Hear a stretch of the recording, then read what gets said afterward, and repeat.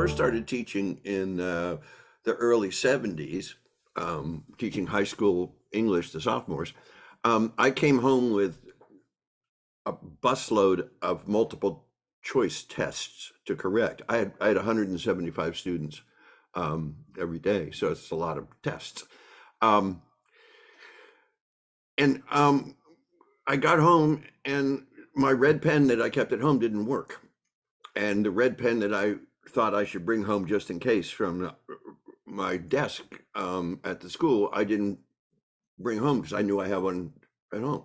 So in that situation, I did have a green pen at home. So I found the green pen and it worked, and I marked all the correct answers.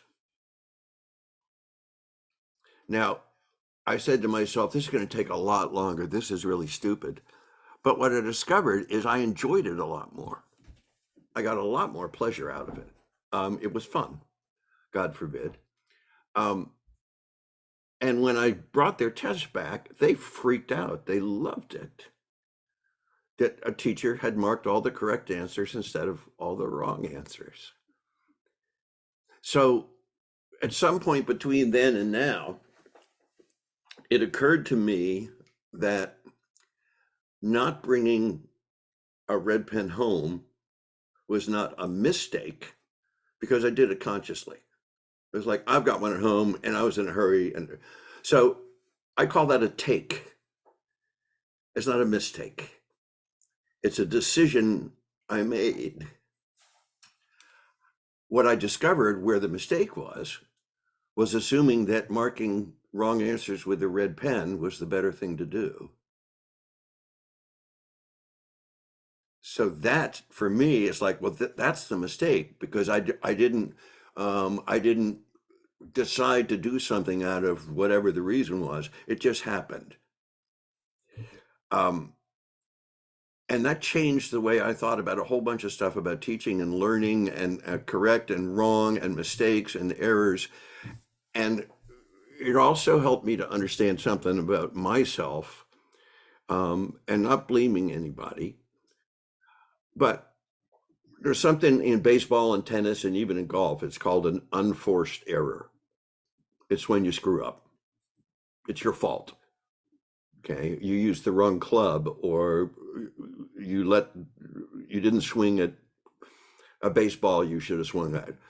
And I realized that what I heard when I was young is that all my errors were unforced errors. That all my errors were connected very closely to failure. I did it wrong. You should have planned better, right? You should have thought of that before you left. So I had this sort of toxic connection, very close connection between error and failure. And I think for some of those kids, that the green pen error for them broke that connection, because the focus was on what they did right, even though that was not my intent and that was not why it happened. I was not being saint-like or magnanimous. I just didn't have a red pen. But that led to realizing that though using a red pen as a teacher, I will admit, gave me pleasure. It did. It's sort of an addictive power. There's another one wrong. Another one wrong. There was this kind of sick and twisted pleasure to marking the wrong ones. And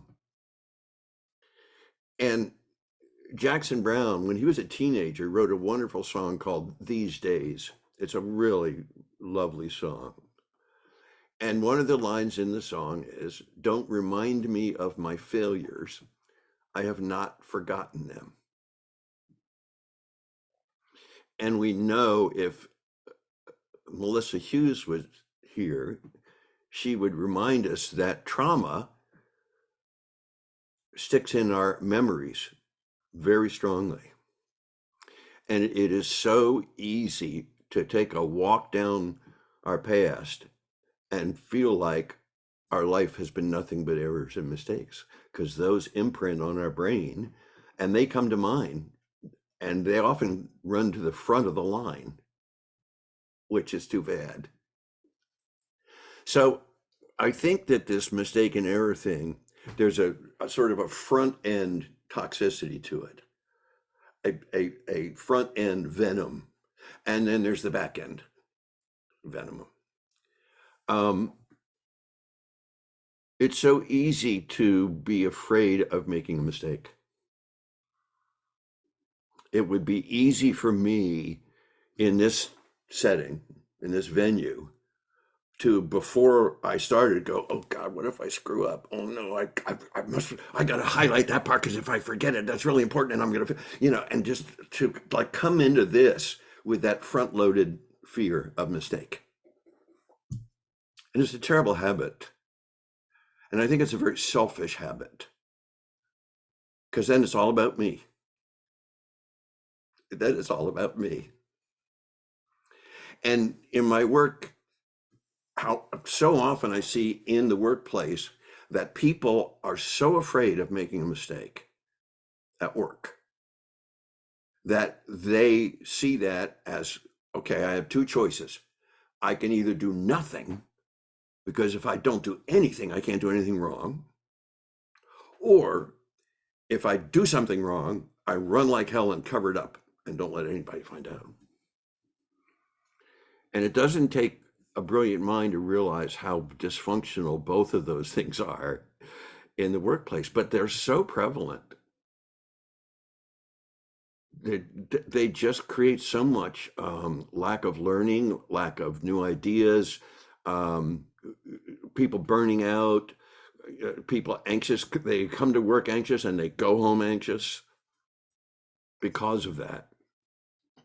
So one of the things I thought about from that point is, because I'm still a teacher, is how often we become error watchdogs. How often, as parents or leaders or bosses or executives, we either choose to or see our job as error watchdogs, right? So we're always on, Susan, I asked you to have this report by 11. It's 11:15. Do you have a watch? It's so easy to get sucked into that vortex of pointing out failures. And talk about toxic. And when I think about that, because I do it too, it's so ingrained in me. The question I ask myself is, who am I helping by spotlighting somebody else's shortcomings?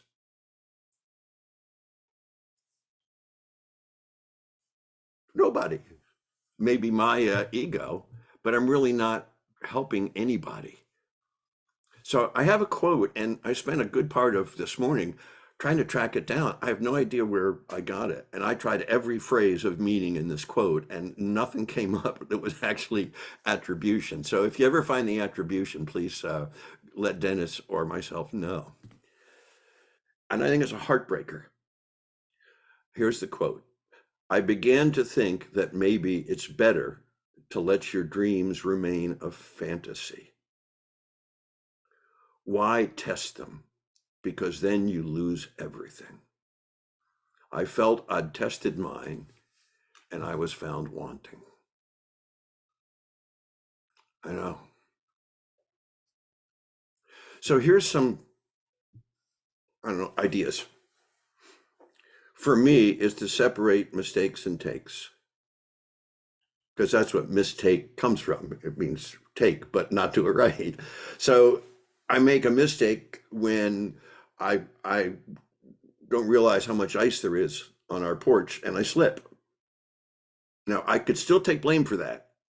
And my old voice in my head would say, that was stupid. You should have put a different, I go right into the blame and shame category. I made a mistake. I didn't realize something. As opposed to a take, where I realize there's something that I'm supposed to do, but I blow it off. That's not a mistake because I chose to do it. I chose to do it. Um, so when I do make a mistake, instead of going into the should have box, the self-flagellation, the hair shirt, guilt, shame, all that stuff, I'm learning to laugh, assuming I'm not lying on the ground with a broken neck or something. Um, and I think that that's a form of humility. I think that's a really healthy form of humility because I define humility as not to think less of myself, but to think of myself less. And that really doesn't change, at least as far as I know, my likelihood of screwing up. It doesn't change it at all. But at that moment in time, instead of focusing completely on myself and how bad and wrong I am, I get to laugh. And as soon as I laugh, we know that my brain changes and my emotions change, and I can forgive myself. On the front end, that's the back end, that's after it happens.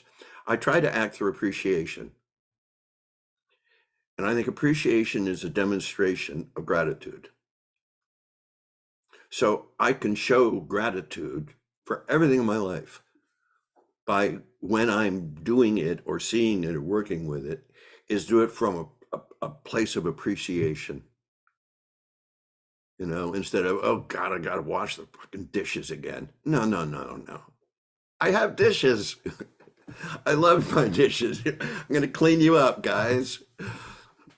Because life with dishes is better than life without dishes. When I when I stopped playing music for a while because disco closed all the live music clubs, I worked in the renovation business, and I had this crotchety old fart of a carpenter who was like my guide. And I'll never forget my favorite thing he said to me. He said, "If you don't have time to do it right, you don't have time to do it twice." So doing things right and out of appreciation, not out of fear, not out of fear, but out of appreciation seems to work better for me. And I suggest that mistakes are no less lovable than triumphs.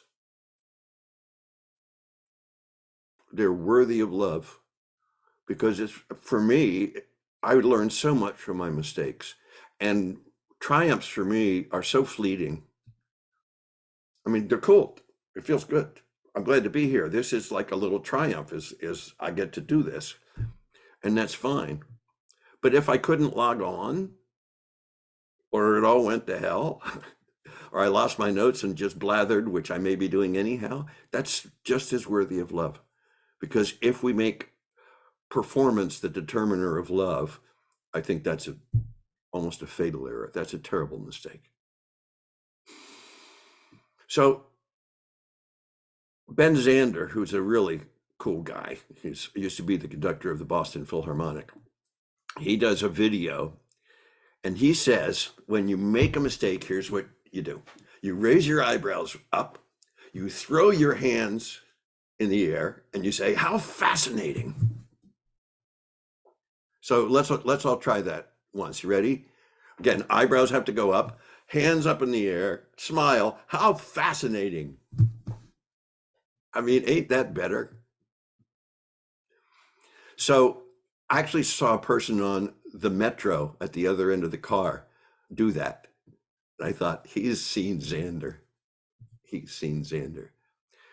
Um, so what I want to kind of ask, I guess, is how can we each, for ourselves, but for everybody around us, how can we prevent or get in the way of or disconnect or short circuit that bleed over from that was a mistake to I am or you are a mistake?